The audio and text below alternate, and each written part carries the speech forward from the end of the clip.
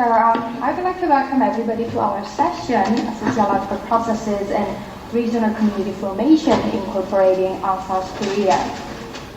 On behalf of our panel, I would like to thank the Korean Academic Institute for sponsoring this panel.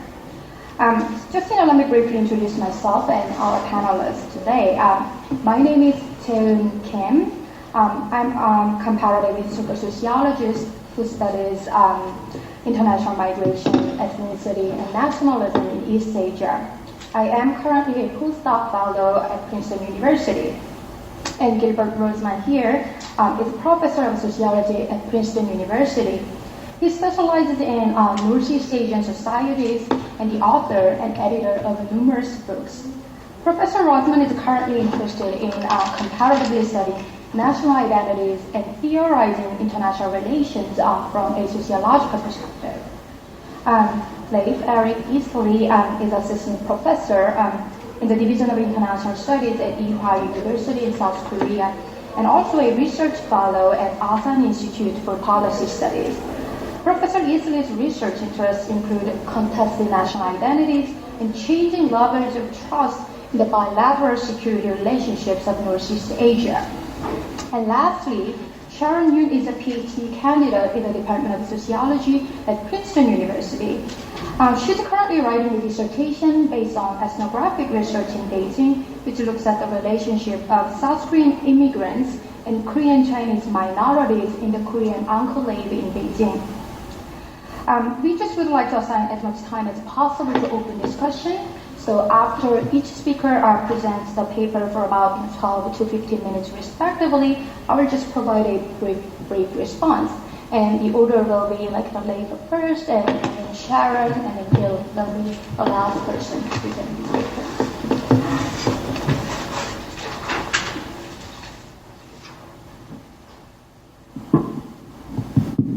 Thank you very much, and it's such a pleasure to be with all of you here in Toronto. Let me start off by thanking Professor Rozman for his intellectual leadership for this project, and sincerely thanking Ambassador Pritchard and KEI for their generous sponsorship of not just this panel, but several other panels at AAS. I think it's a great partnership, and it will produce, I think, excellent products, not only here at the conference, but hopefully with the publications to come. So I really appreciate all the work of Ambassador Pritchard's staff as well in helping bring us here. It's a great opportunity. Today I'm going to speak with you about diverging trajectories of trust in Northeast Asia, in particular South Korea's security relations with Japan from 2006 to 2010, and I'm going to focus quite a bit on the occurrences in trust after the Cheonan and Waipido incidents. Forgive me for kind of racing through these slides because we do want to leave as much time for discussion as possible. There's so many distinguished members in the audience, and we want to make sure we take full advantage of the discussion with you. So just briefly, an outline of the presentation, what I'd like to cover quickly today. Motivations for studying trust in Northeast Asia. I'll talk about the important implications for trust, why write a paper about this. Indeed, it's part of a larger project. And I'll talk about that in a minute. Then I'd like to share with you the observations of my research on the different trajectories of bilateral trust in Northeast Asia. And as so many of you know, oftentimes studies of Northeast Asian international relations focus on great powers and pre-traditional approaches to studying international relations based on power distribution and whatnot. So there's an opening, I believe, to focus on South Korea's relationships with its neighbors in terms of trust, in terms of identity relations, and I'll be going into that today. The observations, just in brief, are that between South Korea and China, there appeared to be a decline in trust in the years that I'm looking at in this presentation, and a modest increase in trust between Seoul and Tokyo. And then I'll conclude today with an identity-based explanation for explaining these changing levels of trust during this particular time period. So I don't think I need to belabor this point for this audience, but just very briefly why trust matters so much in the context of Northeast Asian foreign policies and international relations. It facilitates meaningful and sustained security cooperation. How does it do that? It helps lower transaction costs. It helps encapsulate problems, so when a bilateral security relationship is faced with a crisis, it doesn't have to necessarily overtake the entire bilateral relationship if trust is in place.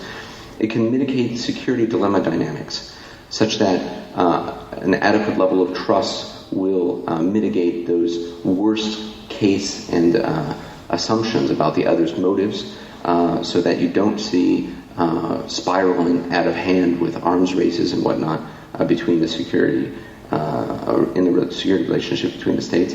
And it can help lessen miscommunication and ultimately miscalculation in the relationship, helping to prevent conflict. So in all these ways, trust can help tip the balance between isolation and engagement. Of course, the lack of trust in relations with North Korea, which I'm not going to be talking about in this presentation, but that's a big part of its isolation, no doubt.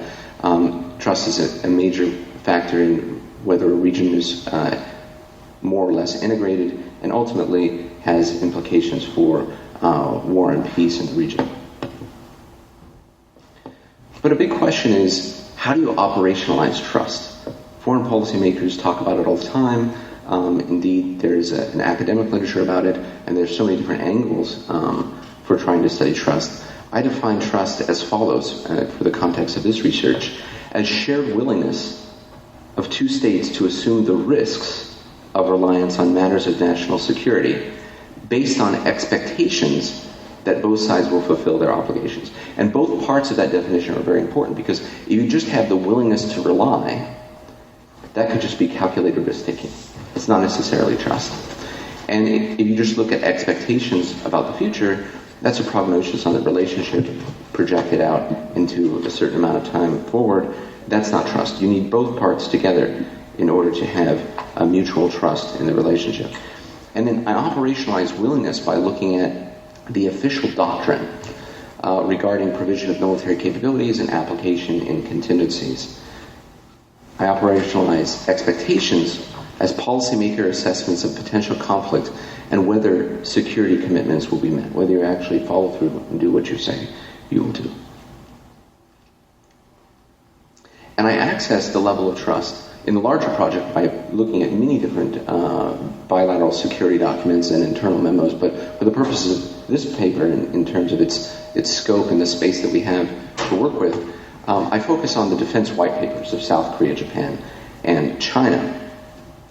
And the reason I do this is because it's a relatively reliable, I think, shortcut to try to access the level of bilateral trust in these security relationships. The white papers are regularly updated, so they should be taking into account developments in the political and security relations of the states involved. They're comprehensive because they represent something of a national strategy, and they're fairly authoritative because this isn't just a white paper being written by a researcher in one ministry.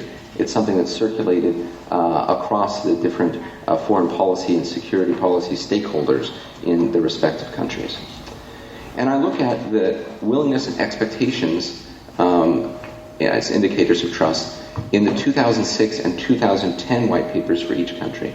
And the reason why I take these snapshots is because when I'm looking at competing explanations based on other variables, which I won't go into in this presentation, but I'd be happy to talk about in Q&A, it makes for a difficult test of an identity explanation because, of course, leading up to 2010, there were all sorts of key security events that should be focused on probably a realist perspective in international affairs. Right after, in the 2006 white papers, this is after the diplomatic crisis that we're dealing with historical issues, but then since then you have the nuclear test, Cheonan-han, YPD, all these things in 2010, and the 2010, leading up to 2010, and then the white papers in 2010 were written after those incidents in the latter part of the year. So forgive me for going over this so quickly because there's really a lot of text to analyze and important content to compare, but just as a quick thumbnail presentation of the results, if you look at the Chinese Defense White Paper in 2006, it was rather positive about the level of trust between Seoul and Beijing. There was a willingness expressed to work on maritime security and expectations for expanding cooperation over time. But that expressed level of trust appeared to be on a downward trajectory by 2010 because the 2010 white paper focused on maintaining stability on the Korean Peninsula. There was really no mention of willingness of being a security partner with South Korea. And you see a similar downward trajectory in the South Korean Defense White Paper vis-a-vis China.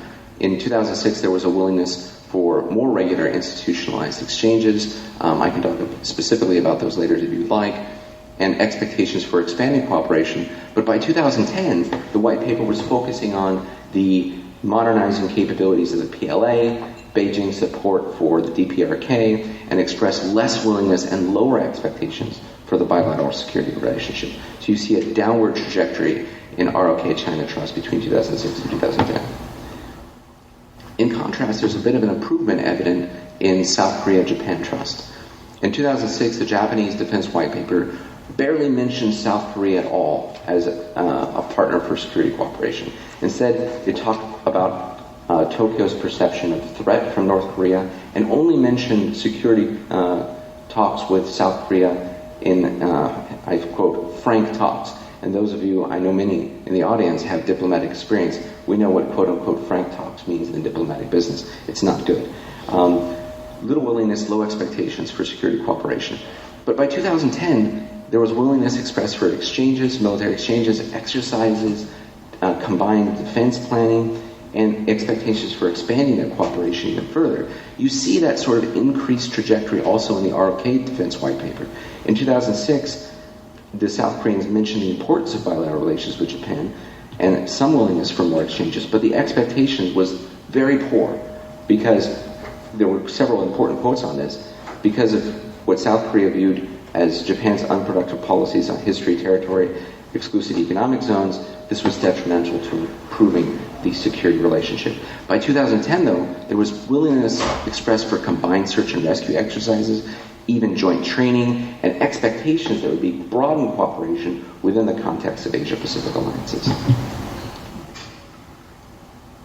So how do you account for this increase in trust? Again, a moderate increase in trust between Seoul and Tokyo, and the decline in trust between Seoul and Beijing.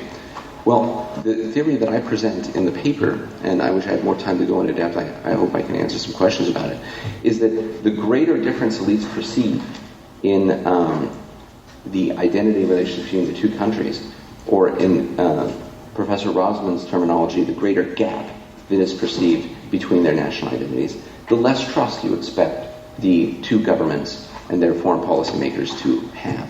But if that identity gap were to close, identity perceptions were to improve, then you would expect mutual trust to improve as well. And what connects these identity perceptions to the level of trust is a sociological process of in-group, out-group differentiation and comparison, which are made for reasons of pride, domestic political legitimacy, and of course self-purpose associated with foreign policies. These identity perceptions are made up of two dimensions in my analysis. One is national values, how the foreign policy-making elite in one country view the other country's internal governance, economic development, social norms. What national values, what political values do they associate with the other country's national identity? And the second dimension is, of course, international role. What contributions to external peace, prosperity, and stability do they associate with the other country's national identity?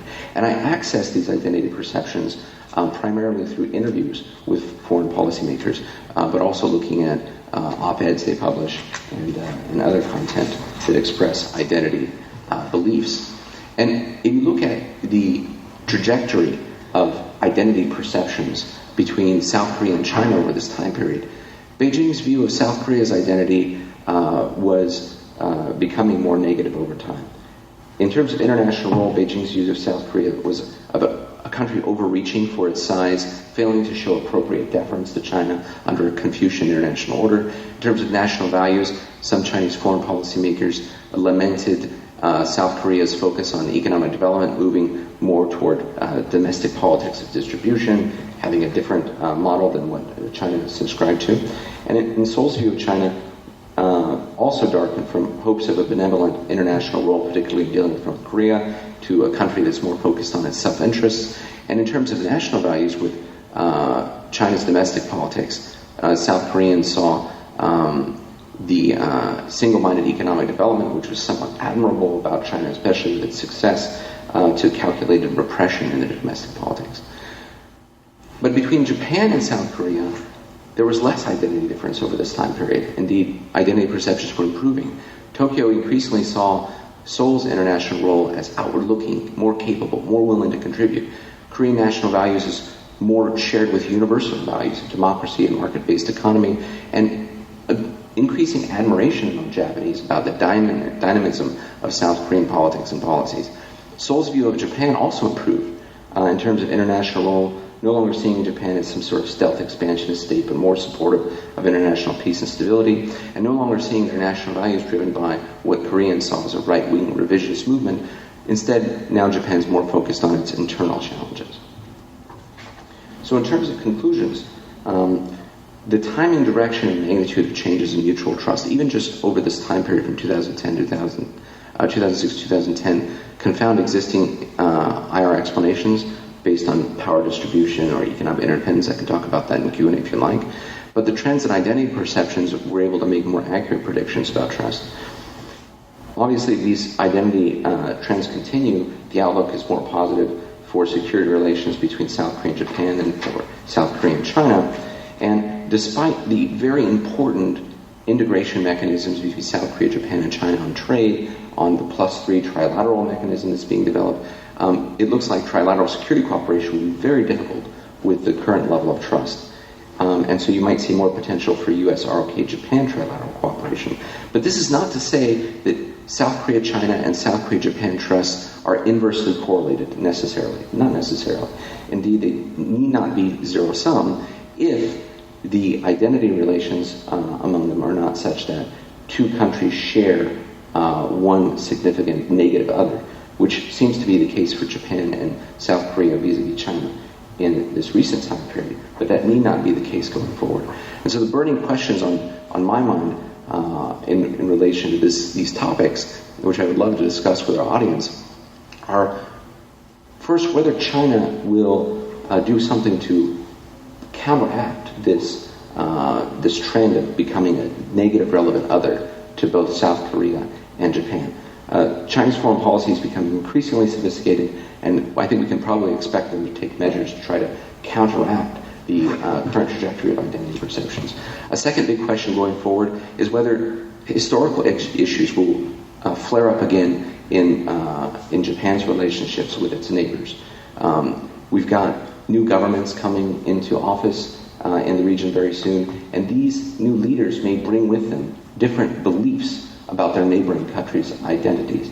And if this theory of identity perceptions driving the level of trust in bilateral relationships holds water, then if you see the identity perceptions change, then we could expect the levels of trust to change in corresponding ways, with ultimately important implications for security cooperation in the region.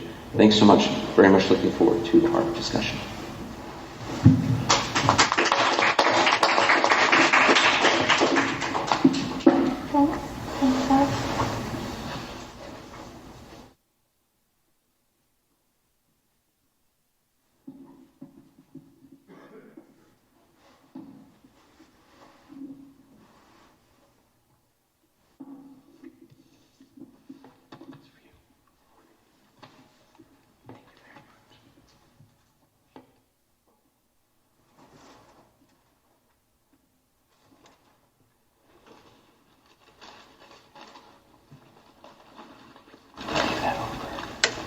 Leif's paper looked at the macro-sociological processes. My paper looks more at the micro-sociological processes of identity issues in the Korean enclave of Beijing. There has been increasing economic interdependence between the PRC and South Korea since the 1990s, and this has resulted in a steady flow of South Koreans who travel to the PRC each year.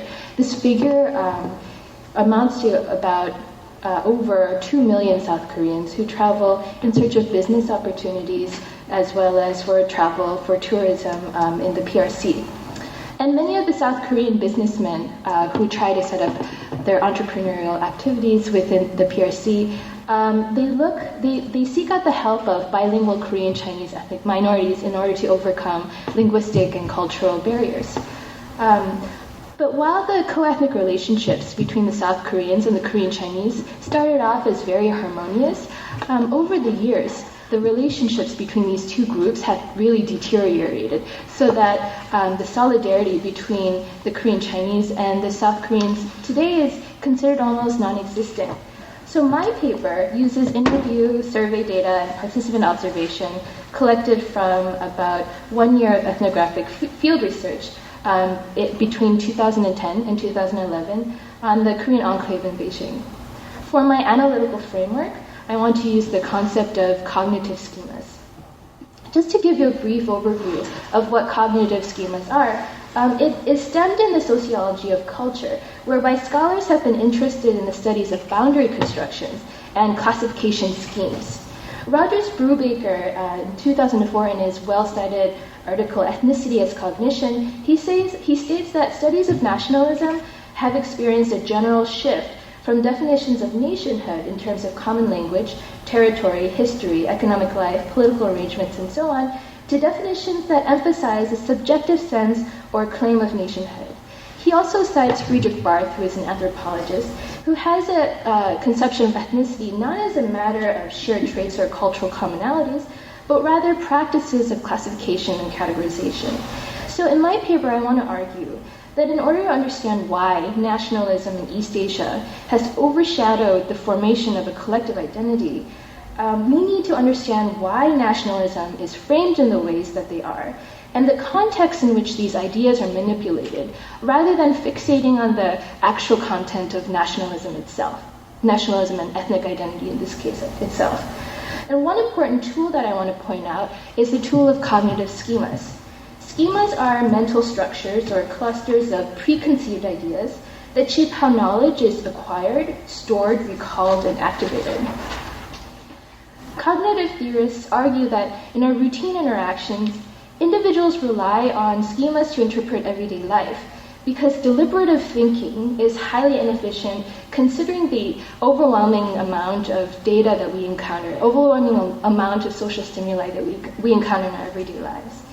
Schemas can consist of racial stereotypes, and they also can consist of a chain of events. So to give you an example of a schema, for African Americans, one often quoted one is being watched in the store as if you're about to steal something or shoplift.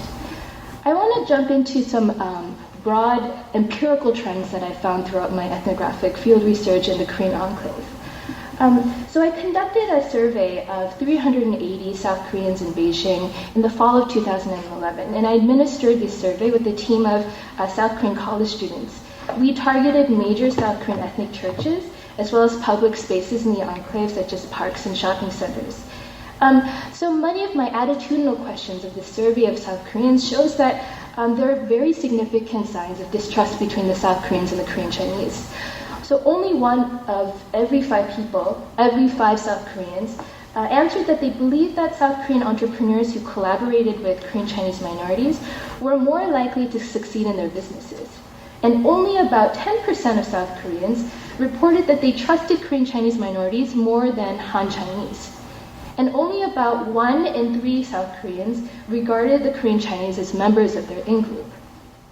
We also find very similar findings in questions that ask questions about the relationships and the networks between South Koreans and Korean Chinese. So I found that 23% of the South Koreans that I surveyed said that they socialized with Korean Chinese minorities outside of the workplace. And about 69% knew of none or only one Korean Chinese minority who they could ask for help during a time of need. Participant observation from ethnographic field research also shows signs of institutional, organizational, and social bifurcation within the enclave. So we find that South Koreans and Korean Chinese, they live in distinct zones and neighborhoods within the Korean enclave. We also find that they shop and go to restaurants that are within these distinct zones. We find that South Koreans and Korean Chinese, they don't socialize outside of the workplace, as I stated before. And also in terms of organizations, the Korean Chinese and South Koreans, they attend separate churches, hold separate annual sports and cultural events, and they congregate in separate business organizations. So to jump into why and how might these processes become evident in the actual ground level, I thought that we might look at some of the interviews that I conducted. So the analysis that I am presenting today is from 28 hours of interview transcripts of South Koreans, Korean Chinese, and Han Chinese minorities, or Han Chinese. So the Korean Chinese have an ambiguous identity because they are at once Korean ethnics, but at the same time they're also Chinese nationals. And in my dissertation, I look at how the Han Chinese, as well as the South Koreans, marginalize these Korean Chinese minorities. But for the purposes of today's presentation, I'm only going to focus on the marginalization of Korean Chinese minorities by the South Koreans. To the South Koreans, the Korean Chinese are often viewed as Chinese people who can speak Korean. If we look at the slide that I have right here, it illustrates how a person might express this type of sentiment. So, a South Korean man that I interviewed said, "I was really curious about what kind of people the Korean Chinese minorities were prior to coming to Beijing. Why do they know how to speak Korean? How are these people able to carry a conversation with me even though they're Chinese?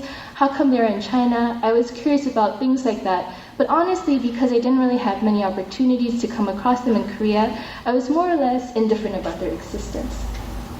So here we can see how South Koreans utilize Chinese schemas to define the Korean Chinese. So what then consists of this? What consists of the substance of these Chinese schemas? When I interviewed a South Korean in Beijing, she said this. For instance, you know how we use a lot of products and foods from China, right? So if something was made in China, we expect it to break really fast. Or if we buy food imported from China, from the media we are exposed to a lot of weird stuff. To give an example, like chicken feet. They were showing Chinese women eating chicken feet. But how can I explain it? They were ripping off the skin of the chicken, and the way they were filmed, they looked really uncivilized. It's kind of disgusting. There were a lot of pictures of these women on the internet. Or there was this news story about a sandwich that was imported from China. And from the outside, it looked like there were eggs and ham like any other ordinary sandwich. But once you opened up the sandwich, there was nothing inside. There were only the trimmings of eggs and ham. On the outside, it looked like an ordinary sandwich to people at first glance. So most of the pictures and news stories on China I came across on the internet and TV were along these lines. It's really common for Koreans to associate their impressions of the Chinese with something that is uncivilized, low quality, underdeveloped, inferior, boisterous, and so on. So we find, like the South Korean women, that many of the South Koreans that I interviewed, they invoked these media images when speaking about the Chinese, and they invoked Chinese media images when speaking about the Korean Chinese. Schemas I found were not distinguished according to the type of object, but included a whole slew of diverse cultural objects ranging from individuals to customs to commercial products to a country. And because there is this lack of differentiation, one negative comment made about Chinese cultural customs was also easily interpreted as a negative comment not only about a particular country's customs, but also about the people and the country themselves. Because the Korean Chinese are seen as Chinese who can speak Korean, the Korean Chinese interpret these negative stereotypes that South Koreans hold towards the PRC as personal offenses. So one Korean Chinese I interviewed said this, "I know it's not fair of me, but I react more sensitively to things that South Koreans say to me. I think it's because I have a bias that they look down on us Korean Chinese. Once I was leading a group of South Korean tourists around major sites in Beijing, and one of the men in my group said something like, 'Wow, I never knew that there were so many nice European cars in Beijing too.' I was really offended by what he said because he seemed to imply that China was still backwards and underdeveloped. But then later on, he said that he had visited Beijing 10 years ago, and back then, there were a lot of bicycles and not as many cars. I thought about it, and what he said made sense. I know that I was being a little oversensitive with him because he was South Korean, but I can't help it. When a South Korean starts to make a comment about China, it kind of makes me put my guard up instinctively. That's just the way things are for us Korean Chinese. So assumptions that the South Koreans look down on the Korean Chinese as PRC nationals and as outsiders who can't be trusted complicate social interactions between the South Koreans and Korean Chinese in Beijing. On the one hand, it causes the Korean Chinese to react sensitively to comments that in other neutral settings would be interpreted as harmless. And this tendency also creates hypersensitivity on the part of South Koreans to act very cautiously when interacting with the Korean Chinese. So one South Korean I interviewed said this: when I see a Korean Chinese person, sometimes I want to go over and start a conversation with that person. But then I think to myself, what if he thinks I'm suspicious or strange for wanting to talk to him for no apparent reason? What if he realizes that I'm South Korean and feels intimidated by me? I want to go over and talk to them and become friends with them, not because I want them to help me with something, but because they know how to speak Korean, but I often feel silly for feeling these things. I feel like I would cause more problems if I did. So these two excerpts that I've presented above demonstrate how derogatory South Korean schemas of the Korean Chinese as primarily Chinese people rather than as co-ethnics can lead to significant barriers in forming personal relationships. And these personal relationships are necessary for the eventual modification of rigid and exclusive schemas that continue to bifurcate the Korean enclave. During an interview, I asked a highly educated Korean Chinese woman to elaborate on why she thought there was a lack of distinction between perceptions of individuals and perceptions of countries. Our conversation went like this. I asked, even if there might be an economic gap between the PRC and South Korea, it's possible that a Korean Chinese minority might be better educated than a South Korean immigrant. There are a lot of Korean Chinese minorities who have college degrees and have a stable income. So what about those cases when, as individuals, the Korean Chinese migrant and the South Koreans are actually equals? She responded, how should I explain this? Let me give you an example. A lot of Korean Chinese women get married to South Korean men, but even though a lot of these women actually bring home a higher salary than their husbands, they are still looked down upon by their South Korean mothers-in-law. We're mistreated for the sole reason of being Chinese, and it doesn't matter how hard we work at trying to please the South Koreans. When I read South Korean newspapers, there are so few articles that have anything positive to say about China. They proactively publish a lot of articles that portray China in a bad light because mass media is closely related to politics. I don't remember one time when they talked about how developed China had become or how it was like to live here. So I want to end by talking about how there's a negative feedback loop because of the hypersensitive nature of these comments and because of the derogatory nature in which Korean Chinese are portrayed.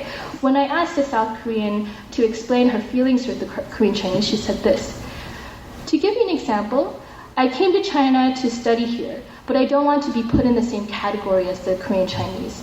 First, I am South Korean. I'm a citizen of the Republic of Korea, and also this is a purely emotional reaction, but if I just tell you frankly what comes to mind immediately, since I came to China to study abroad, I want to establish close relationships with the Han Chinese and form networks with the Han Chinese. It's all about the dominant, the mainstream.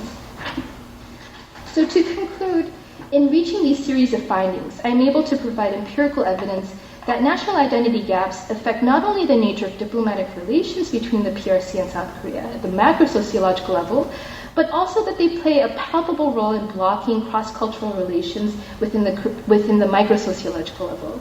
And in particular, I show how the lack of a broader, inclusive Korean ethnic identity schema and the imposition of a Chinese schema to identify the Korean Chinese minorities has blocked the Korean enclave from forming bonds of solidarity and organizational integration between the South Koreans and Korean Chinese.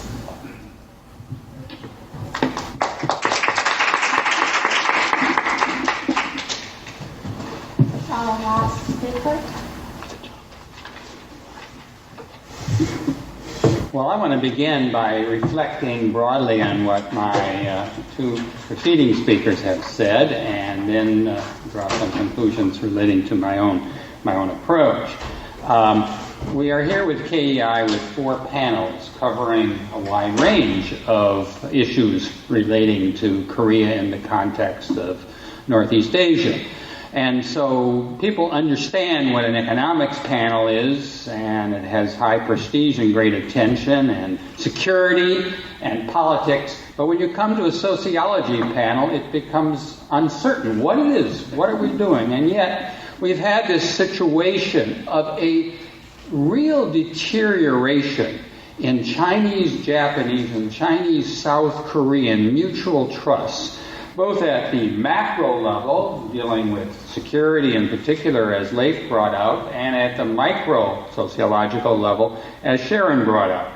And we see a tendency going on for a number of years now. One book in China on Sino-South Korean mutual trust and images talked about cultural wars and talked about hate for South Korea as a popular expression that had been spreading in China as early as 2008, 2009. This has been a trend that's gone on. It's overwhelmed what seemed to be the positive trend of the Korean wave, the Hallyu theme. And this theme is not, things are getting worse rather than better. At the micro level and the macro level, the sense of distrust.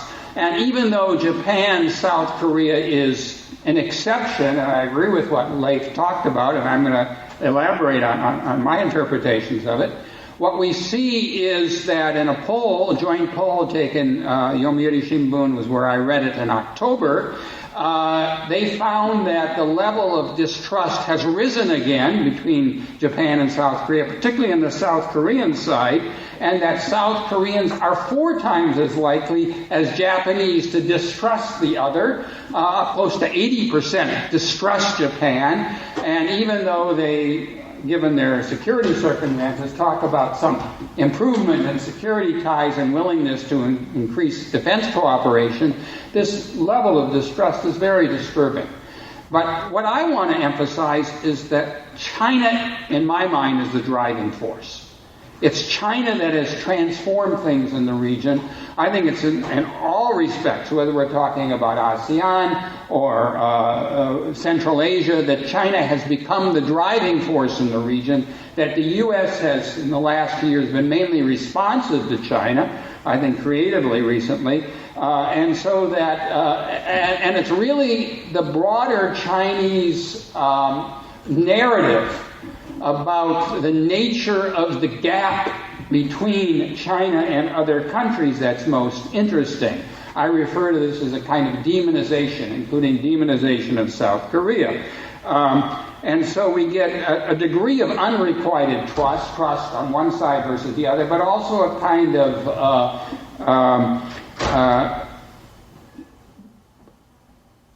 chain reaction, where what China does and what it says and it affects what it does influences the other side. So I sort of see what I'm trying to do by discussing national identity comparisons and national identity gaps in a couple of books that are appearing this year. One is just out, and in a series of discussions, including here, as an effort to bridge the macro and the micro level, to try to explain through 6 dimensions of national identity and the study of the changing gaps over time, what is going on in these cultural wars.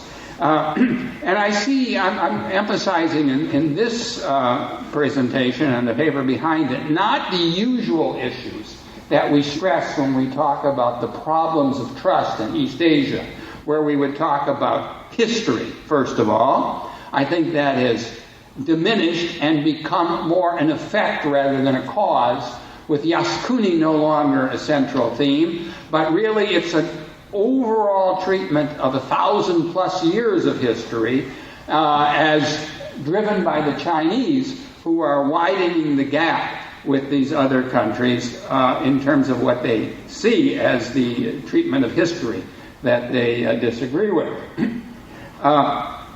This concern over these popular images and differences has a long-standing history in Japan as far back as the 1980s.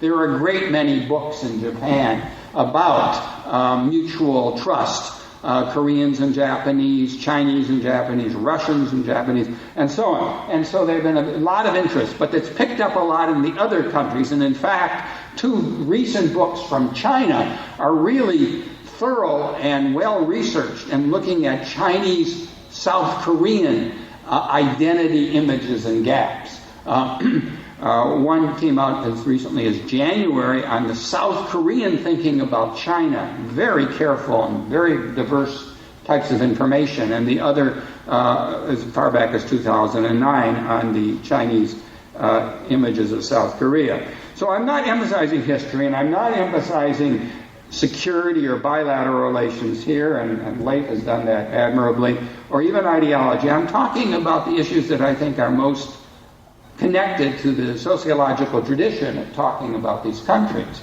And here specifically the vertical dimension, how you see your society and its organization relating to other societies. And here the emphasis is that the state is at the center of identity, historically under Confucianism. The family and the state, but there was a huge impact on the dynasty and rewriting history to glorify your dynasty, your state.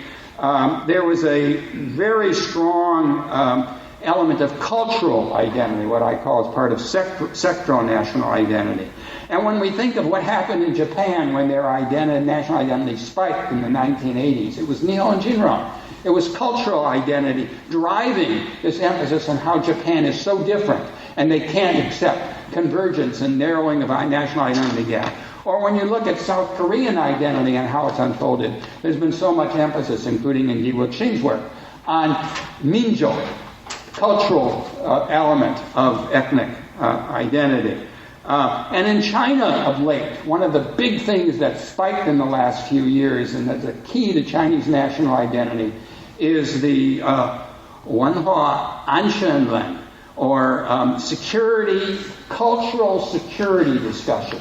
And that got such attention last year in China that the one plenary session of the Chinese Central Committee was on cultural security. And that's been highlighted so much, just in January, for instance, by the big statement of the Chinese leadership. So they're really pressing this theme of culture. It centers on the state. It centers on a sense of what makes your own identity separate from others. And it builds on the sociological literature, Nakanya Chia on Japan as a vertical society, and the Eisenstadt trying to figure out the key of Japanese civilization, and Marty Lipset wrote about this, and on some of the pieces we've seen on Japan and Korea. And so one has to ask then, well, how does this play out in relations with the other countries? And I think it's a sense of your identity versus the others. And it goes back to the 17th and 18th century, when Japan and South Korea both became eager to establish their own identities as superior to China or very different from China. And so there was already a struggle to explain why they didn't have to be under China's embrace, or if they were, in the case of the Korea under Sadaya, it really was Korea was culturally superior to China now that China was under the Manchus and had lost somewhat of that mandate. And so this effort to separate yourself out is now running up against the Chinese effort to reestablish the old Sinocentric hierarchy and respect for historical regional order that puts China at the center, and where China played a beneficent role, and others should be so thankful that they were under Chinese benevolence and not subject to the sort of Western imperialist approach towards other countries that is treated as a contrast in China. So, why have Chinese South Korean identity problems intensified in the last few years? And I'm only going to give a little bit of the taste for that issue. One is, I think that there has been a spike in Chinese national identity, much more intensive discussion of national identity, themes that were sort of submerged before have come to the forefront. And so it's not just with South Korea, but South Korea is sort of the centerpiece, the litmus test, because it's the obvious case of a country that should be grateful to China. I think that's helped tie into the security change with regard to North Korea, South Korea, that has been so dramatic, and how China has interpreted North Korea, and you look at many writings about North Korea and South Korea, and there's been a real significant change since 2009 on that score. Much more justifying North Korea and attacking South Korea for the way it treats North Korea, and with all of these other dimensions involved. So there's really a struggle over civilizational superiority in China. It extends to the West, and both Japan and South Korea have imbibed too much of Western culture, are too respectful of the West and universal values and things of that sort. And so there's this effort in China to create an atmosphere around a kind of Eastern civilization and Confucianism, but there's so an ideological amalgam of Confucianism, anti-imperialism, hegemonism, or anti-West really, and socialism by the official literature, although many people may not pay so much attention to the socialist side of it, but it's very strongly there in what one reads. And so when you see a lot of ties, a lot of tourism, a lot of efforts to try to bridge the gap, and I think Japan and South Korea on the whole, along with the United States, have wanted to find ways to narrow the identity gap with China. But that's not seen as consistent with the effort to salvage a communist-led China with a different civilizational orientation. And so I think that these trends we're watching are not likely to change. I mean, sure, there's some struggle going on relating to the Chinese leadership uncertainty, but the propaganda department, the organization department, the security group, all of which are represented in the standing committee, are likely to be controlled by those who are going to push those same issues. China will drive these issues, and while Japan and South Korea will be ambivalent and may try to swing over towards cutting the gaps with China, as Japan did in 2009 under Hatoyama, I don't think they'll make much headway. Because, I mean, there might be some tactical change in China for a time. But I think China really is driven by this national identity debate, seen as essential for preserving the legitimacy of the party and for establishing a type of regionalism that's exclusive primarily of the United States. So although Japan, I see the national identity gap, as Leif does, with Japan as narrowing in all respects, including in history in most periods with South Korea, and widening Japan and China. I don't think that, and I think it's very important that Japan figure out a way to narrow the gap further, which it hasn't been able to do, and very poorly managed and very dangerous for all of us. I think basically the trend, I agree, on 5 of the 6 dimensions of national identity is for a narrowing gap between Japan and South Korea, and even potential on that 6th dimension. I don't think new leaders will change, to answer one of Leif's question. I don't think new leaders are going to change very much, except in South Korea. That's where we've seen the most leadership potential for change. But even there, I would suspect that leaders who come in and try to change things will find, just as Japanese leaders did, that they will be frustrated in going very far. And North Korea is right at the center of all of this. And if there can't be trust built around working with North Korea, then I don't see how you reduce the divide between China and its neighbors. I think North Korea has far more importance for these national identity issues, and the fact that China has shifted on North Korea is a very significant factor in limiting the cooperation and the trust that exists in this region. Stop there.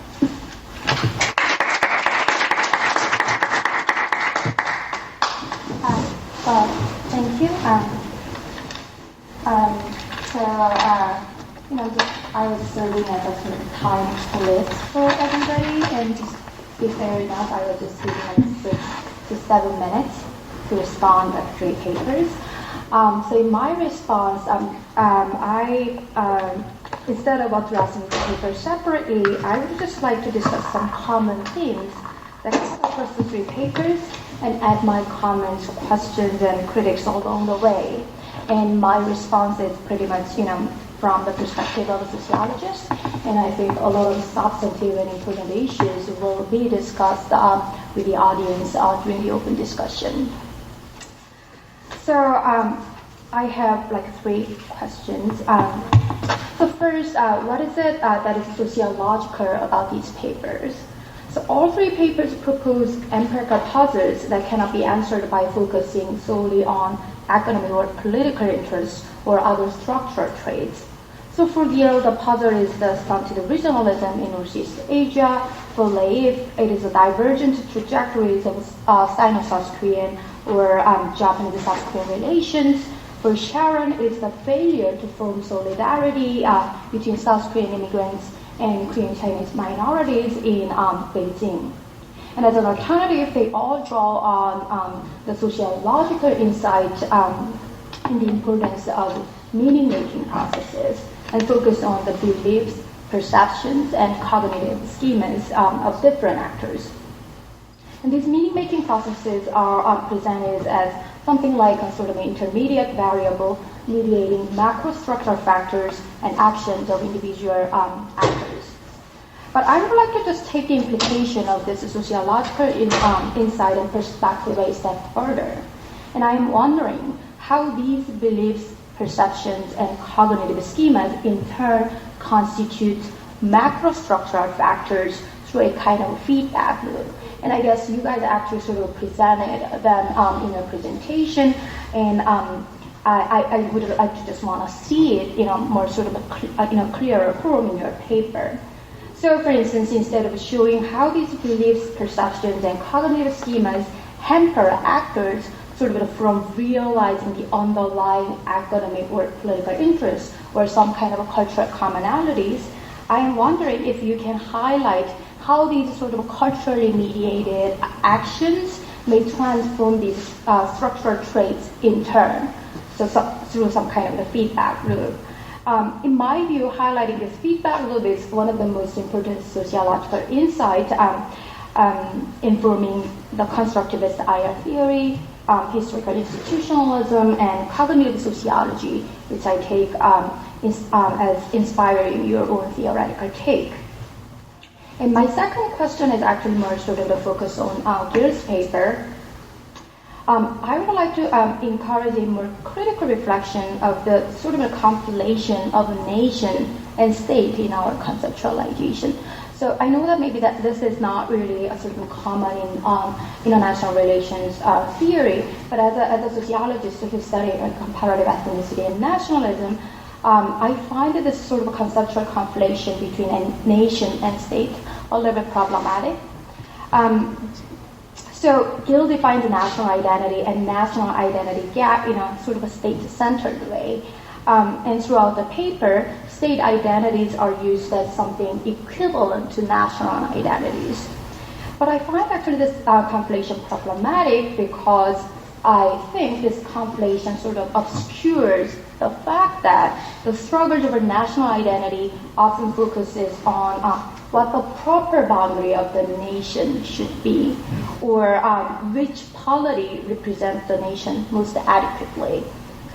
In these struggles, the boundary of the nation as a sort of imagined community of polity, imagined political community, is not always conceived to be coextensive with the boundary of the state as a sort of a territorial unit equipped with the relevant bureaucratic structure. So from this perspective, one may interpret the surge of nationalism in the democratized civil society in late 1980s South Korea, which, by the way, both Gil's paper and Leif's paper sort of mentioned this. There's a possibility to interpret this somewhat differently. So instead of seeing this phenomenon as a sort of a collision between strong Korean national identity and strong Japanese national identities, one may interpret this as a challenge to the state elite's monopoly over the definition of the proper boundary of the nation and meaning of the Korean nation.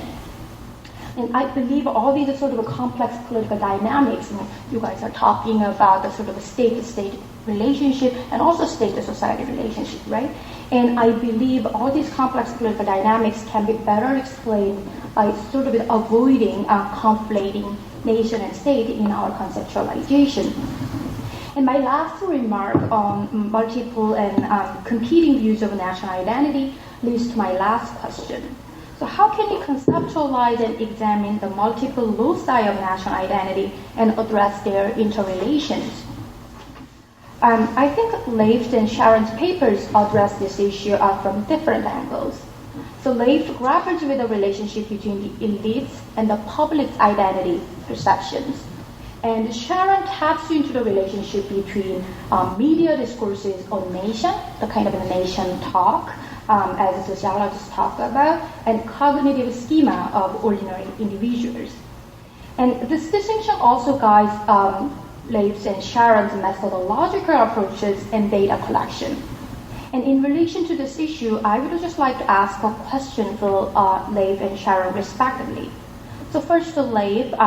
Leif argues that the elite's perception of national values and international rules of other states may diverge considerably from those of the broader public, whose views are largely derived from the media discourses.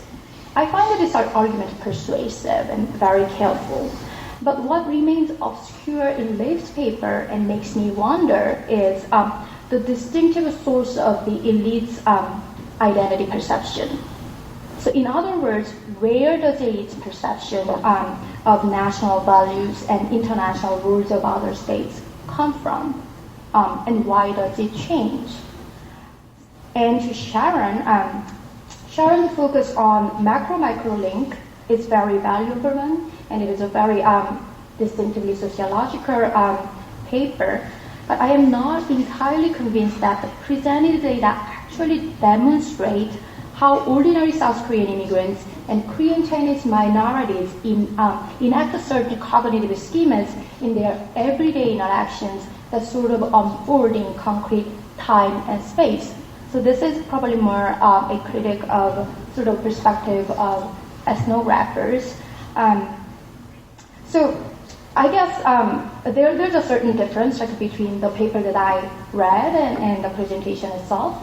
But Sharon presented a lot of interview data, and I feel like the interview data presented focused on how actually Sharon's informants sort of consciously articulate what they think when they were asked directly about the topic, about their view of Korean Chinese, about their view of Chinese.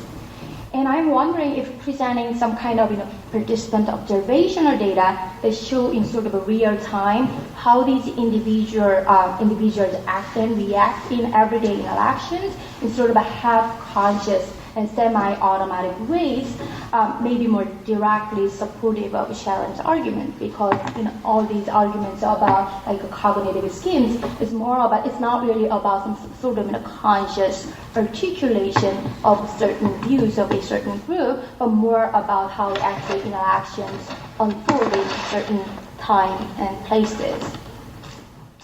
So this is all from me for now.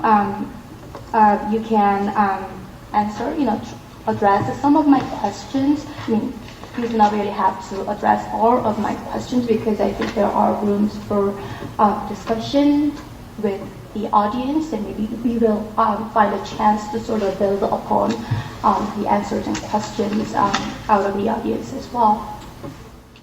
Well, why don't we start? Gil, you got an incredible discussant for our panel here. Yeah. You are just the right person to comment on these papers. I'm very appreciative of your insights. These are right on the mark. I feel I agree completely with your assessment of what is sociological and why that's important. And to the particular question that you posed to me on well, first, I think you very correctly, and I appreciate your doing so, because I probably preempted some questions that the audience may have, how I distinguish between elite perceptions and public perceptions. This is very important in the paper, and I wasn't able to talk about it as much in the presentation. So I'm glad that you brought that up. To the point about where these elite perceptions come from, it's actually related to the feedback loop issue that you raised earlier.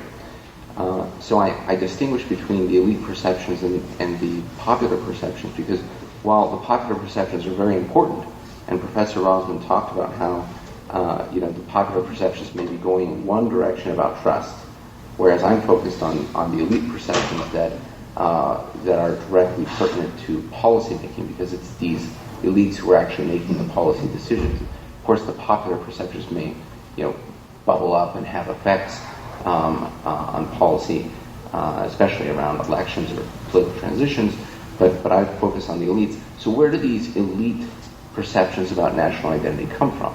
If the popular ones are very much influenced by the media, what about the elite ones?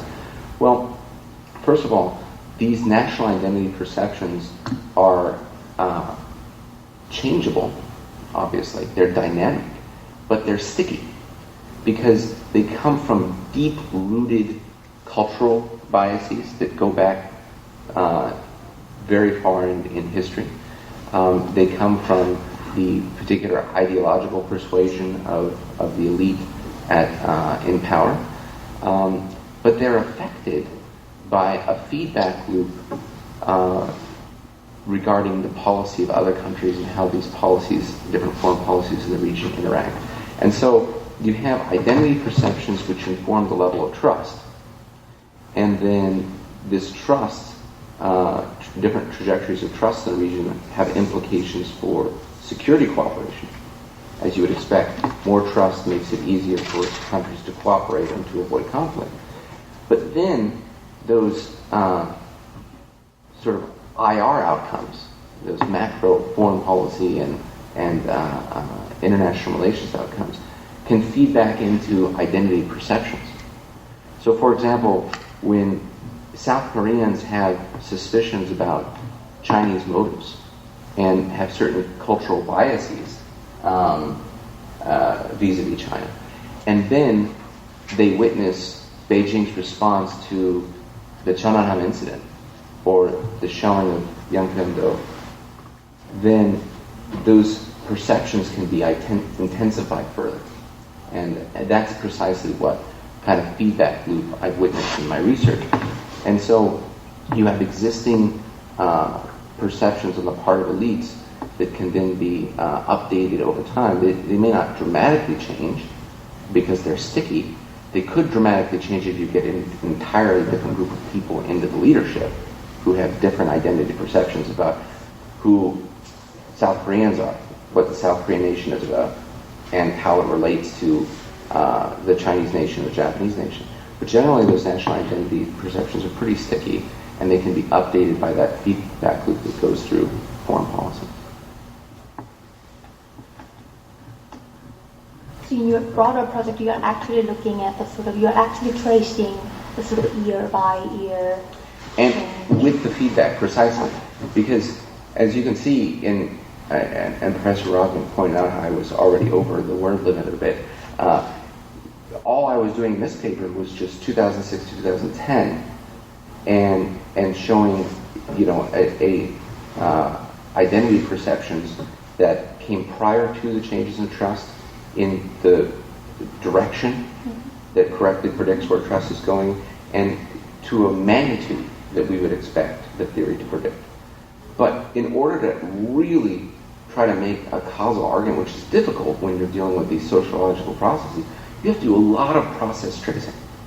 And that involves a lot of specific coverage of, how these feedback loops are affecting perceptions.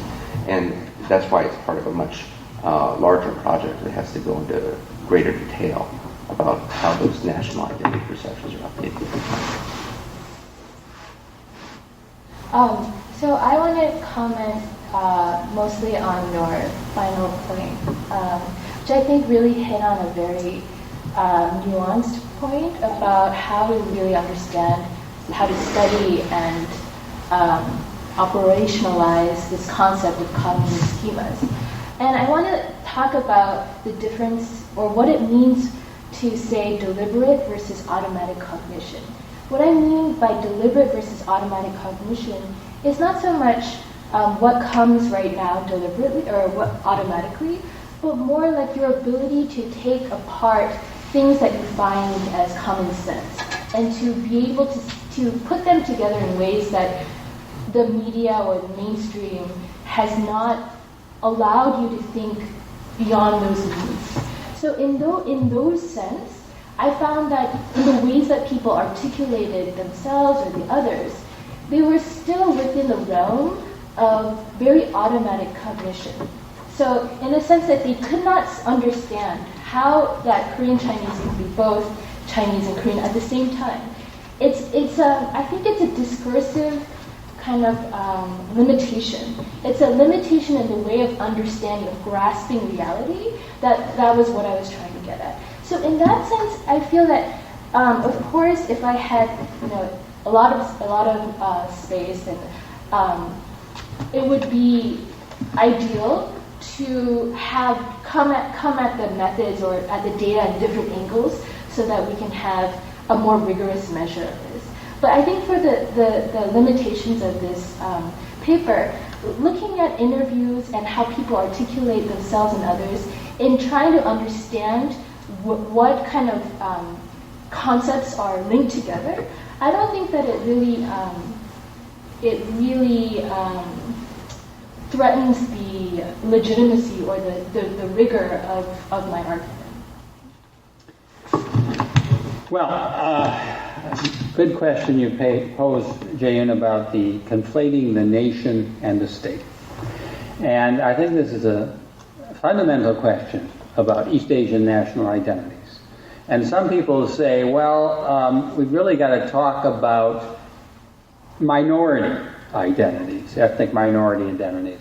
But they matter so little in the rhetoric in South Korea and Japan that it's really a side issue to talk about them. But if you're talking about China, you're talking about an effort to clarify identities that this party and the state are firmly against allowing to be expressed. They don't want anything but exotic ethnic manifestations, but no real idea of a national identity. That's called separatism, extremism, and it's rejected out of hand. Now, of course, there is the process in each country where leadership, the state, encourages a certain kind of national identity thinking that then backfires in a way and creates a momentum for resisting the state. So in China today, a lot of people will say it's bottom up now. It's not the state has trouble controlling the attitudes towards Japan or the attitudes to South Korea for that fact. Really, it's coming from below. But I see it really when you look at what literature the state authorizes by controlling what's published by the journals of the Academy of Social Sciences and the main newspapers and such. It is fueling that bottom-up force and then trying at times to control it and to manage it in particular, steer it in particular directions.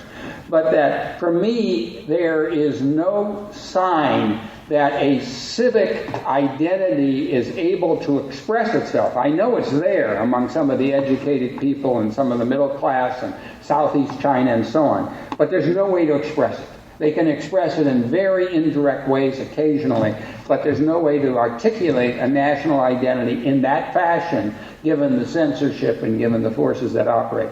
Now, the example that you find, that you cited, is obviously the clearest one, and that is in Korea in the late 80s and all the way until Kim Dae-jung, there was a progressive type identity challenging the established conservative identity. It was very strong with regard to some forces. It helped bring about democratization. It has kept pressure even on Im Young-bak today, as we see in the widespread opposition to him. And so there is this challenge. But if you ask, what about the issues that are identified as sort of the dimensions of national identity? How does this identity challenge the state-centered nature of the country? Is there really a strong Gumin identity as opposed to Minjok identity? And we keep looking for it, but I would say I don't yet see it in articulating an approach to international issues, and even I'm not clear enough, I suppose, on some of the national ones, the domestic ones. But I don't think in Japan that has been there's not been a serious challenge coming. I would like to hear more to the state-centered identity. Maybe now with the 3/11 tragedy and the idea that the state is failing in Japan and has failed for 20 years, you're beginning to see it. But what I trace this all back to is this overwhelming Confucian emphasis on the state as the source of identity. And then, not that there wasn't tolerance for other identities at a micro level, but that macro level was so state-centered and so left so little room for other things. And then the catch-up mentality and the struggle against the humiliation that followed, and the sense of an economic miracle driven by the state and so on, that it's so privileged this. Now maybe I'm getting it wrong, but I don't see this state-nation tension that you suggest really being manifested in the literature, and I'm trying to use the mass media, particularly the newspapers and the publications, dealing with a series of issues to get at it.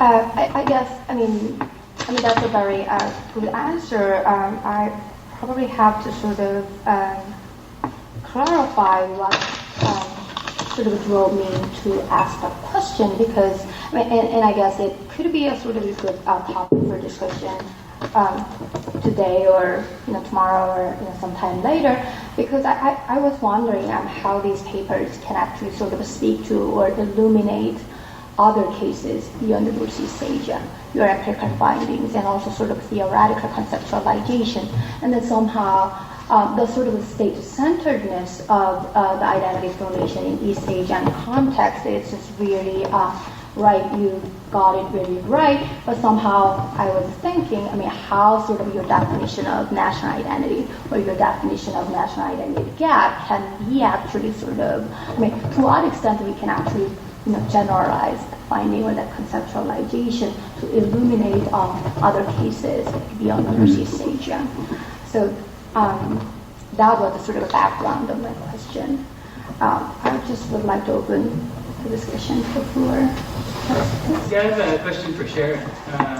Would you mind identifying yourself, please? I'm Andrew McDonald. I'm a PhD student at University of Oxford. And first I want to thank you guys for great presentations. It was very, very enlightening. But with Sharon, I was wondering, because I have some knowledge about immigrant communities outside of China, and with different waves of immigration, usually there's quite a bit of conflict initially, but over time, of course, that conflict fades as there's increasing solidarity in the face of a dominant culture. So I was wondering, in your own research, if you found that length of time in China or length of time interacting with the newly arrived Korean immigrants changes people's opinions about kind of the other. So the fact that they're both kind of in the same boat in China among this dominant Chinese culture, but practice the same Korean culture or some of the same Korean cultural practices over time creates solidarity where kind of that first initial meeting of the other kind of emphasizes the differences.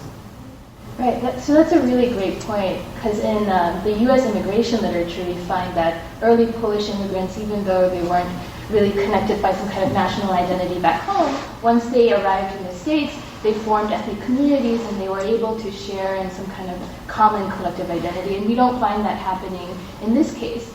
And I think that it's, as you said, if you look at the structural position of the Korean Chinese and the South Koreans, they're very distinct vis-a-vis the Han Chinese. And so even though it seems that the Han Chinese would be the obvious other, in this case, it's not necessarily so.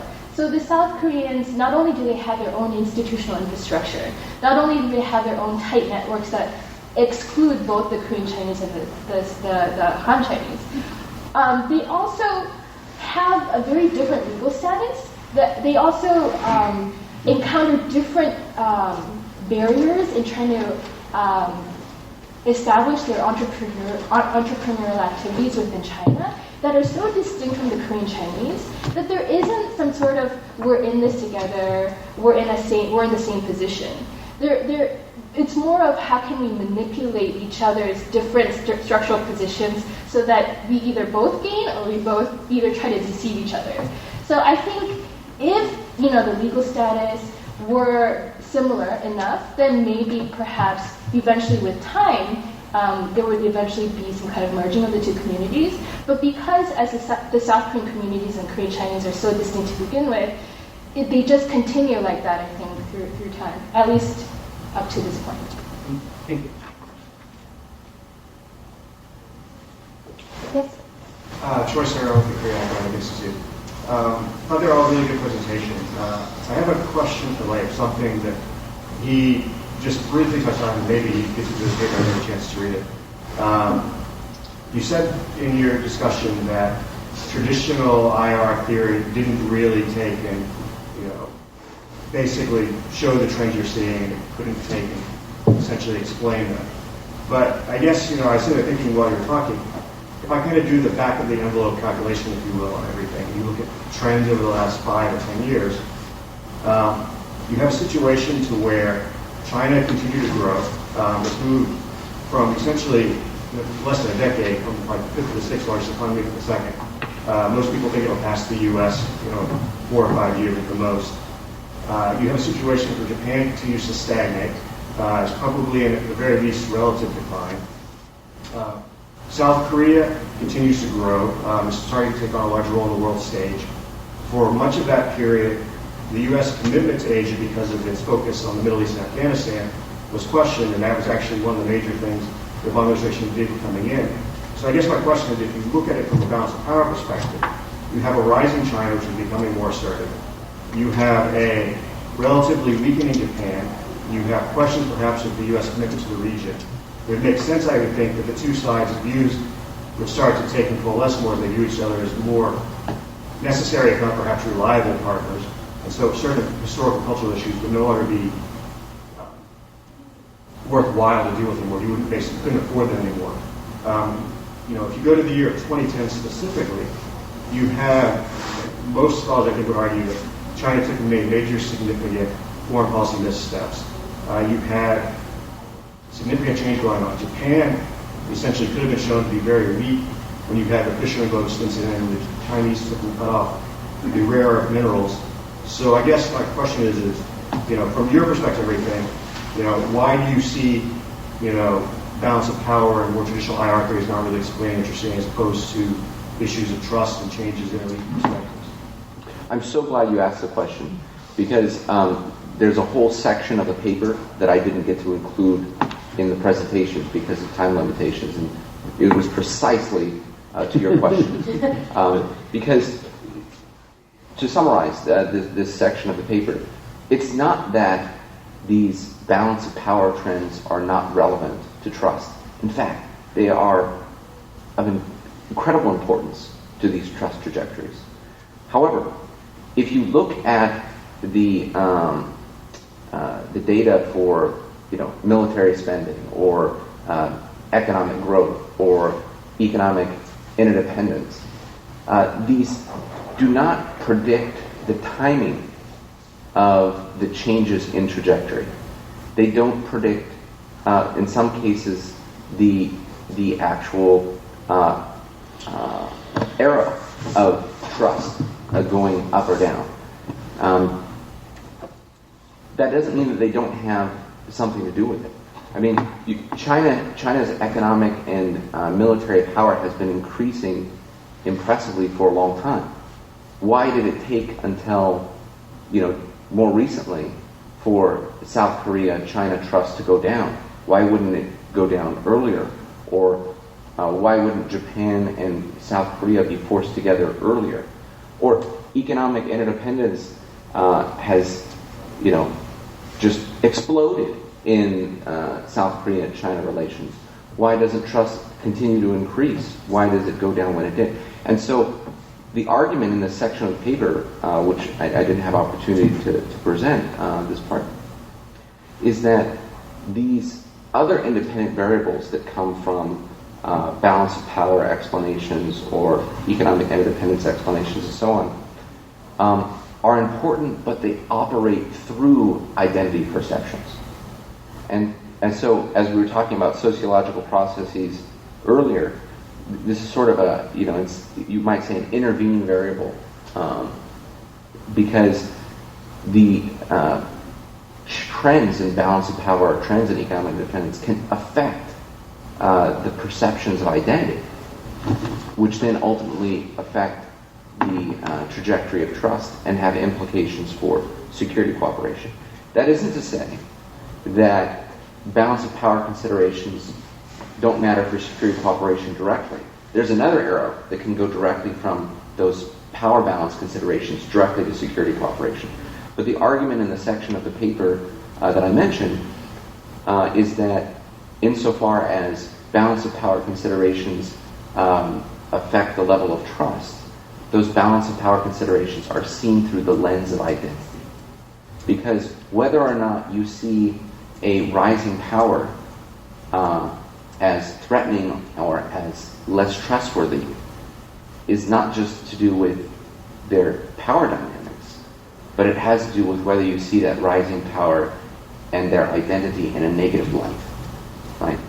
And so that's why trust is based on those identity perceptions, and those identity perceptions can be affected in the sociological process we were talking about earlier by precisely the sorts of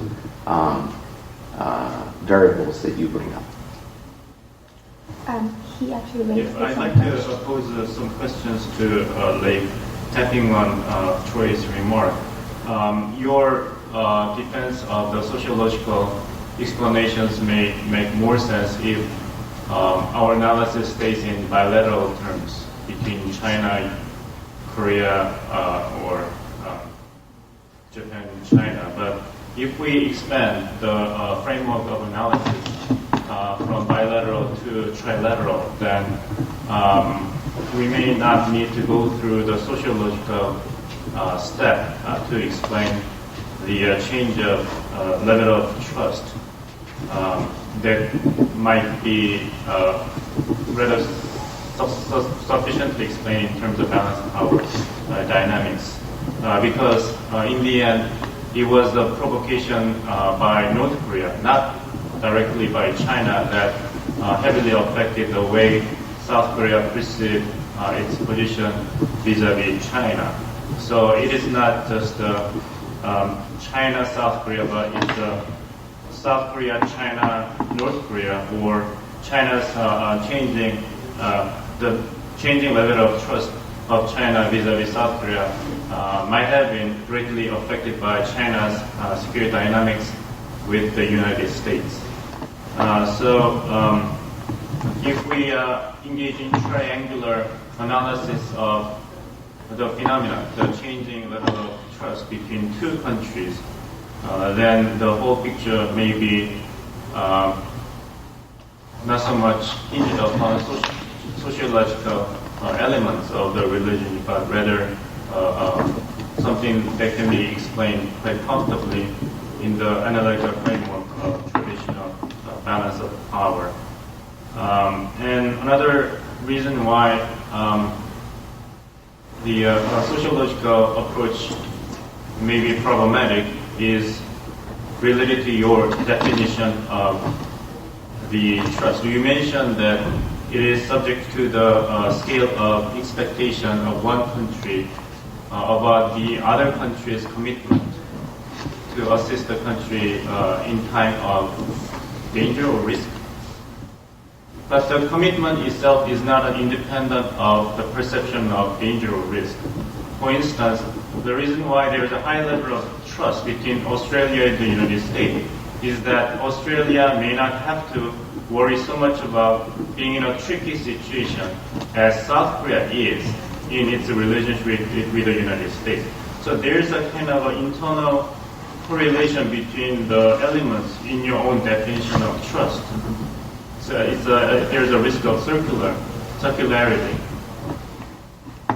One has a high level of commitment because it is a rather safer security condition, so that the level of trust is higher than other cases. So, as a person who has been greatly interested in the independent role of trust and perception, I'd like to see more clarification why we really have to have this element of trust in explaining the recent phenomenon in regional security of the Korean Peninsula? Another excellent question, and I'm glad that you raised it so I can have a chance to address not just those important theoretical points, but the empirical ones as well. First, the empirical ones. So, why do we need trust and a sociological explanation to explain why the trajectory of South Korea-Japan relations went positive and the trajectory of China-South Korea security relations went negative? This sort of balance of power variables that you suggest we could simplify to a sort of Occam's razor, if balance of power can explain most of it, why do we need a sociological one?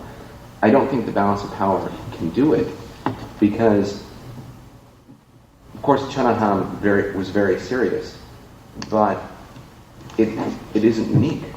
There were West Sea incidents before, right?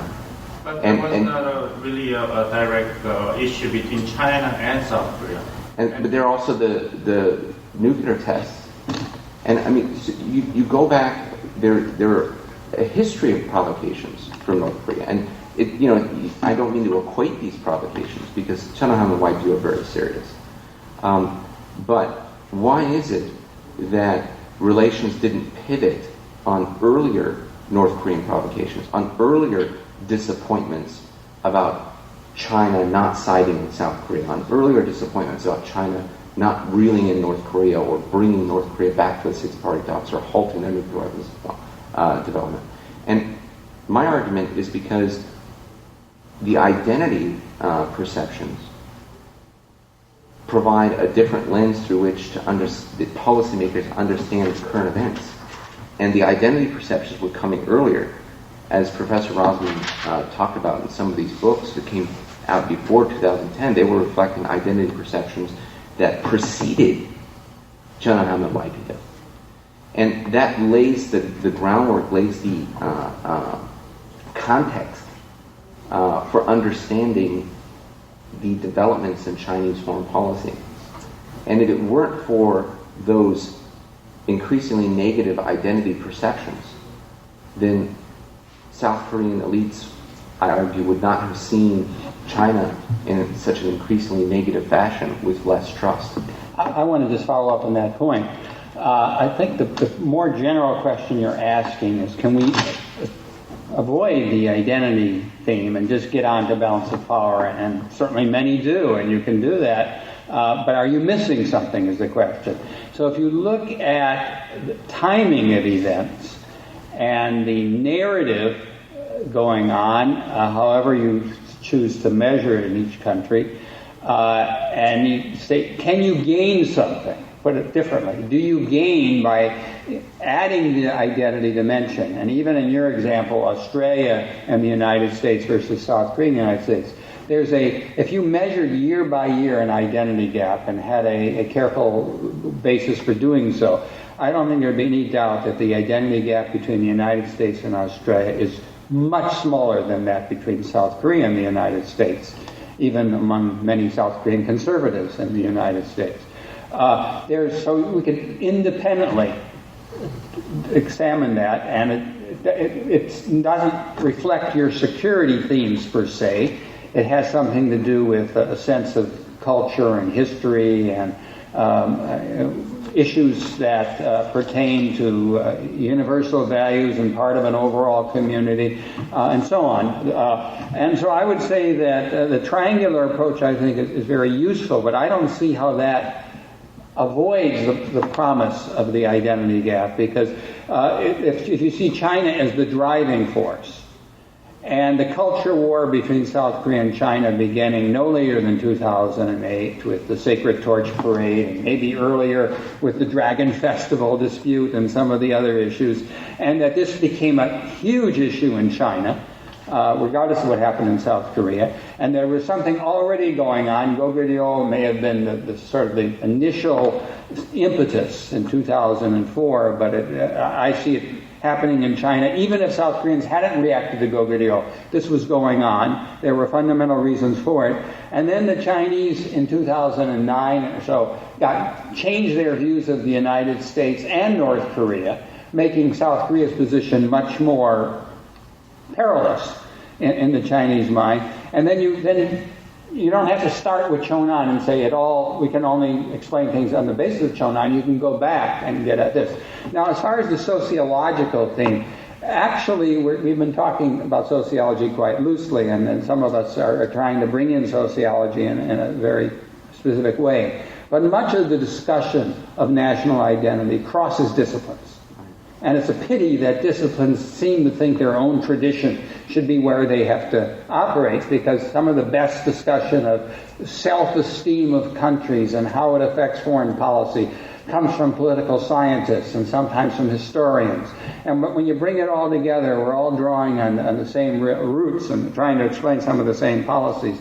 I think it's a common social science endeavor to try to get beyond the narrowness of political science that we tend to Very see. quickly, I don't want to monopolize the time, but in the interest of assessing the long-term trajectory of the identity gap between China and South Korea, which is increasing in negative terms, according to your presentations, the mirror image that was popping in my head was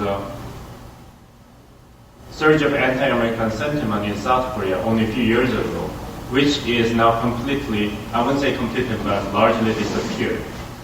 And I have this question about how durable or lasting the current identity gap between China and South Korea would be, and how we measure that. Mm-hmm. Because at the height of the anti-American sentiment in 2002-2003, we have abundance of prediction that it precedes termination of U.S.-ROC security alliance and whatnot, mutual abandonment.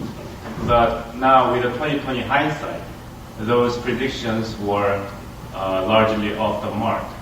How do we know that this time the identity gap, which is allegedly growing between China and South Korea, will continue to be like that? Well, it's an empirical question. Do we see a trend, and how do we explain it in terms of multiple dimensions using diverse sources? And what is the trajectory of Chinese national identity? What are the sensitive issues?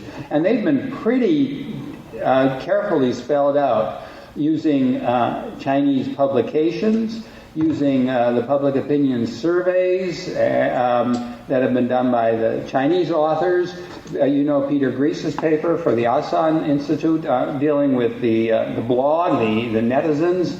And so I think one can examine this and try to say why. But since in this case it's not South Korea as an isolated case, what's happened is China-U.S. differences may be more of a driving force.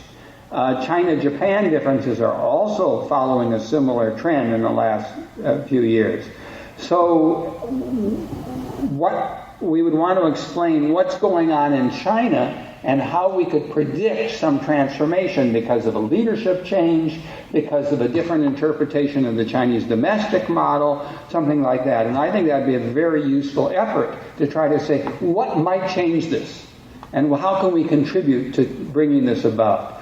But right now, I haven't seen anyone give a very optimistic explanation for how this might change in China. My name is Kazushika Toko from Kyoto Sangyo University. I'm very grateful for the very interesting presentations of three of us, or four of you. It really opens a new perspective for my understanding of the overall situation. I think the conclusion or the basic direction of the analysis that if you compare Japan-Korea relations and China-South Korea relations, then despite all of the difficulties which exist between Japan and South Korea, the extent of the tension which is rising between China and South Korea in a way exceeds the difficulty between Japan and South Korea. And to me that was surprising, because I have been reasonably familiar with Japan-South Korea relations, but basically totally ignorant on the China-South Korea relations. The period which Leif-Eric analyzed from 2006 to 2010, in my understanding, in terms of the Japan-South Korea relations, well, in 2005 there was the rise of this Dokdo issue on top of the diplomatic issues between us, and diplomatic war declared by President Nomihan. A very difficult period continued during Nomihan period, and then Lee Min-bak came in, and we had the gracious period for let's say for several months, but then it was taken over again by the history issue, Dokdo issue and combined with textbook issue. So difficulties continued, and then in 2011 there was re-emergence of the conflict woman issue. And so, in terms of the identity and in terms of overcoming our history issues, this is not a bright period at all. But even so, if you say that the tension between China and South Korea is getting worse than this, I really wonder why, and I'm not convinced. I have not really understood why this is happening.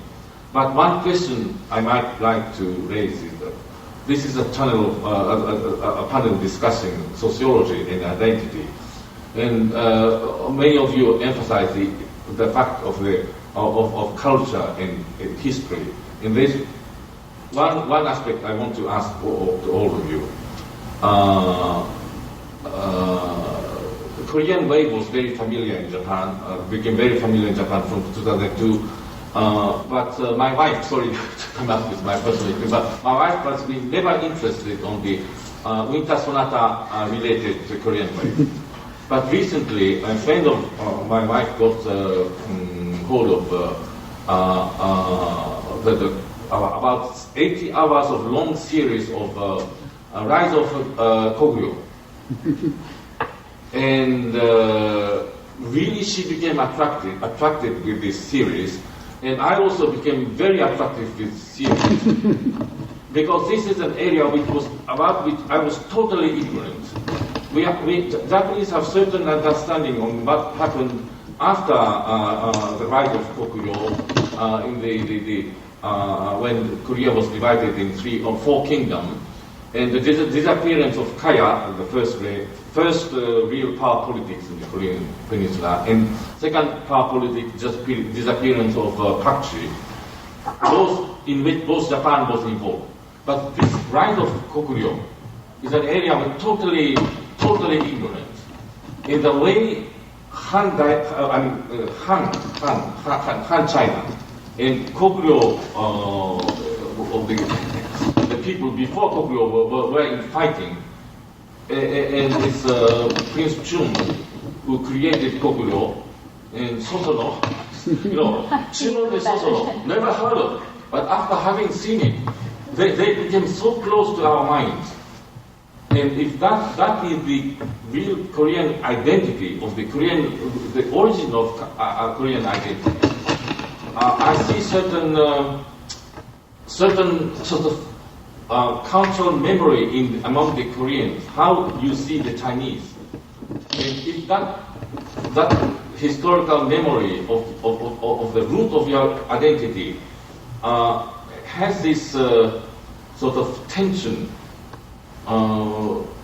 between ancient Korea and ancient China, which is the Han dynasty, the real powerful dynasty, then I think I get something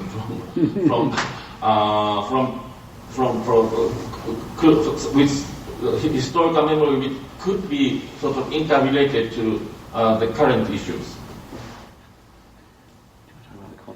start real quick on that. So, if I may just start off real quickly in answering part of Togo Sensei's question and relating it back to part of Dr. Bong's question before passing it over to Professor Rozman, who I think probably has a better answer regarding those cultural trends that are so fascinating. This is why the leadership transitions can be so important that I raised in the last slide. Because the transition from the Nonwichette administration to the Lee Myung-bak administration brought with it very different elite perceptions among the operative policymakers, very different perceptions about Japan. Of course, Dokdo and textbook issues and comfort women issues most recently flare back up. But they're flaring up in a different way than during the Nonwichette administration. These tend not to be revisited by the Lee Myung-bak administration in the way that they were brought up by the Nonwichette administration. It tends to be more of something that, for example, the annual approval of textbooks in Japan by the Monbusho. Then this gets reported on by the Korean media. Oh, there's another Japanese textbook that has these revisionist historical views.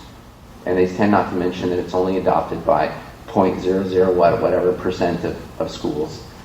It upsets the Korean public opinion, and the Lee Myung-bak administration has to say something about it. The comfort women issue has recently come back to the fore, in large part because of court decisions in South Korea,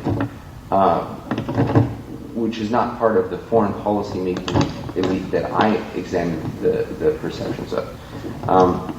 And similar processes with Dokdo and so on. And so you don't see these history issues being as operative in South Korean perceptions of Japan as they were back in 2005, certainly at the height of the Yasukuni Jinja controversy. And I think Gil's already talked a bit about how those issues have sort of been subsumed quite a bit.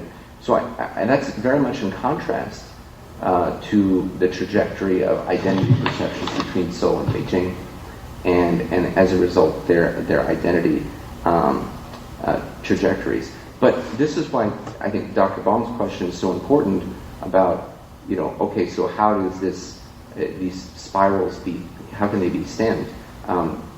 Professor Rozman talks about, cultural wars that seem to have no end in sight. I would call them identity spirals of, negative perceptions. And the big question for me is whether the next leaderships will be different. And I agree with Professor Rozman that in China it looks like the leadership will probably stay the course in terms of their identity perceptions and their policies, which affect the way that China is perceived internationally. But could change, because China's foreign policy is increasingly sophisticated, and they'll see 2010 was an annus horribilis. Perceptions of China are getting worse, and they'll probably try to stem that. But in Korea, given the difference between Nonwichette to Lee Myung-bak, the difference between Lee Myung-bak and the next set of leaders, not just the president, the Blue House, but the whole foreign policy elite that comes to the reins of power, could bring with it very different identity perceptions of what South Korea is about and about how South Korea should relate to Japan and Chinese interests. So I think we have to keep our eyes on this empirical question very carefully going forward. Before anybody gives answers, I just, because we do not really have much time, I just want to take, the remaining questions all together and then just, organize how we can answer those questions. So, are there any other questions? Hey, we're going to I'm actually, to be honest, I'm a little disturbed by the nature of this conversation, because it's very pessimistic about the outlook of the future. And, someone studying, looking at Korea and China, all this discussion from the macro and the micro level in terms of the relationship and perception of identity going in a very negative direction. This is juxtaposed by, for example, South Korea's increasing economic interdependence with China.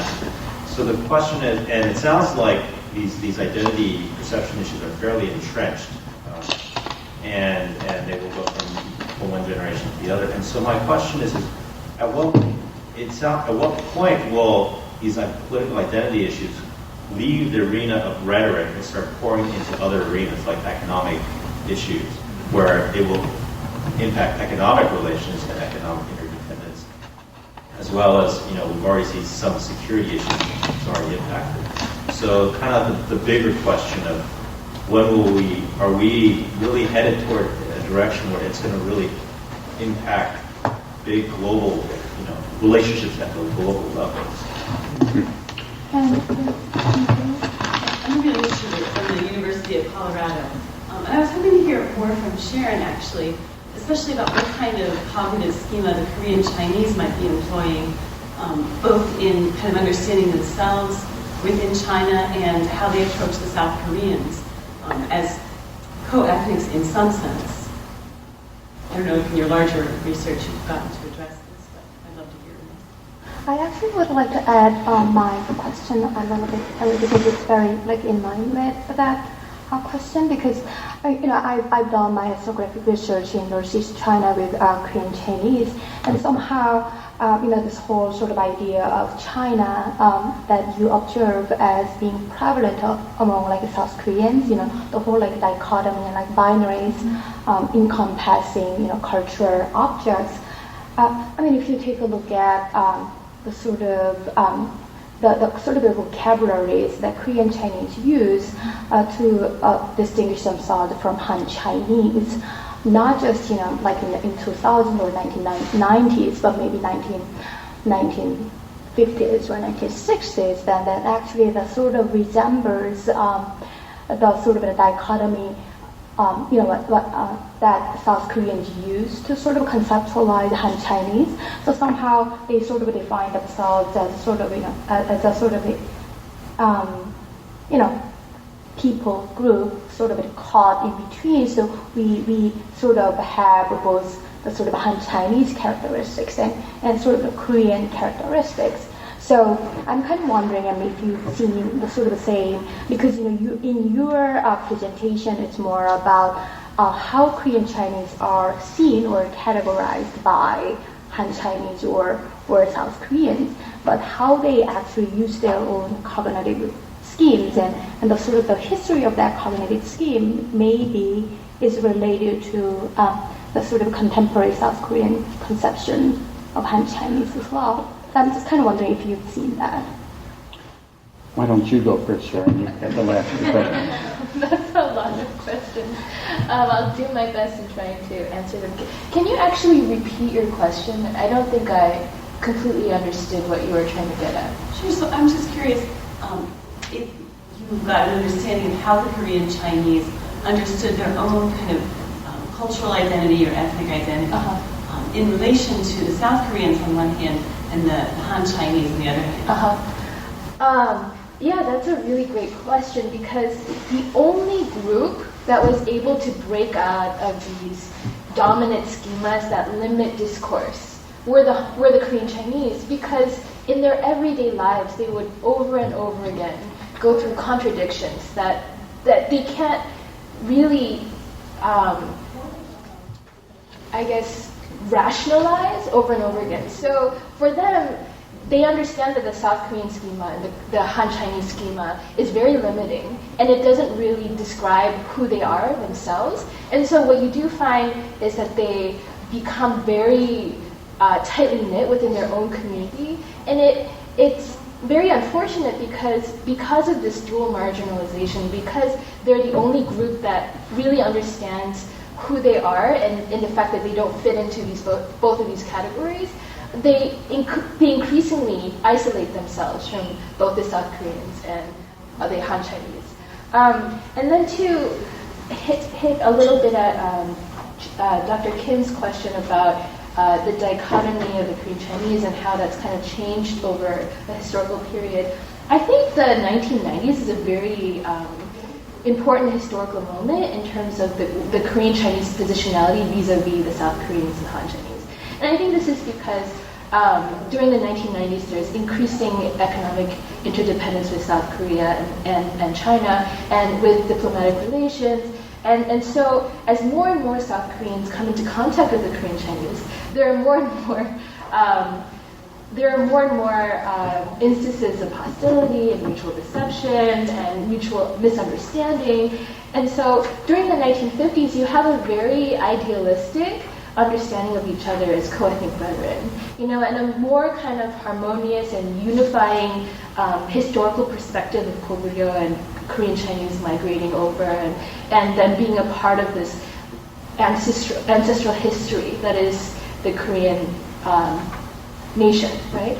But after the 1990s, there is more of a retroactive kind of readjusting of how they had viewed the history in the past and the Korean Chinese position of the past. And so I think this shows how culture is very malleable according to different historical settings, according to the different structural positions of each group within each other. And to hit a little bit at your question on how the micro kind of bifurcation of the Korean enclave might have an impact on more macro-sociological issues such as the economy. I think that I can't really say much about more on the macro-sociological level of South Korea and China, but I can say that within the enclave, the fact that these two groups are unable to communicate with each other on a more intimate and personal level has impacts on the structures of the networks, the depth that the networks are able to encompass. And this has impact on their ability to really cooperate with each other in business transactions. So because there is a lack of trust, they're not able to really maximize the advantages that both the Korean Chinese and the South Koreans have in terms of grassroots entrepreneurship. And so because of this lack of trust and all of this business failure, more and more South Koreans are becoming bankrupt, are going back to South Korea empty-handed after losing all of their retirement savings. And so you have a tight linkage of more grassroots entrepreneurship and economic statuses of these, these more civic level people. And I'm sure that will have an impact on the larger kind of more, chaebol organizations of how they're able to interact with Korean Chinese as well. However, my dissertation it's beyond the limitations of my dissertation. Okay, I'll add maybe a couple final comments in response to questions. I think the rise of Korea, and it shows how keenly interested people are in East Asia in history that goes way back. But that show, I suspect, is not being shown in China. The Chinese have censored quite a bit of the Korean wave, and that show would probably lead to anger against the companies that tried to show it. And Goguryeo became a hot-button issue there. And so it shows the potential for Japan and Korea reaching much more of an understanding on a lot of issues of history, as long as they can put aside a certain period. But further back, there's more potential. Whereas in China, at least in the prevailing narrative of late, there is a sense that there has to be respect for China's centrality. China had a sort of a benevolent approach over history. Goguryeo was part of China as well. So that it becomes very difficult for a dialogue to proceed. The danger of trying to write history textbooks has been shown. Joint history textbooks have failed, and there's little likelihood that they could go forward again. Maybe Japan and South Korea can reach some partial agreement on this. And on the issue of the final issue, the pessimism about the spillover of national identity into economics, I have a good deal of pessimism there, because it seems to me if one country has the clout to use its economic power to convince another country that it has to show more respect, that is likely to happen. And we saw it with the rare earth minerals with China and Japan in 2010. And I would say that we saw the beginning of it with the Garlic War in 2000 between China and South Korea, where it became very clear. And so right now I see the Chinese saying to the South Koreans, we want an FTA. And South Korea, having signed COTUS FTA, really is under a lot of pressure to start negotiating with China. But if South Korea isn't sincere, as many people say, they won't be, because they're afraid of a really tough FTA, close FTA with China. We'll hear more about that on the panel tomorrow. Then maybe that will be a reason China will be upset again, because they will now see that South Korea can sign an FTA with some countries, but not with China. So my guess is that, and certainly we've seen the South Korean public, the Chinese public, talk about boycotts of Japanese goods, but that's been blocked at higher levels. But at some point, it may be much harder to block. If China has so much of the economic clout and believes the other countries are much more dependent on China, this all depends on whether the Chinese economy keeps growing at a great rate. But I would not be particularly optimistic that this sort of thing can be controlled. So I'm a little sorry that we have to conclude the session tonight with some sort of very pessimistic note. But this is sort of the first, I guess, session sponsored by KEI, and there are 3 more sessions coming, and I hope those sessions will end with more sort of optimistic. And just, thank you so much just for staying. The time is like 9:30 today. All right, so I hope just we can all meet tomorrow again.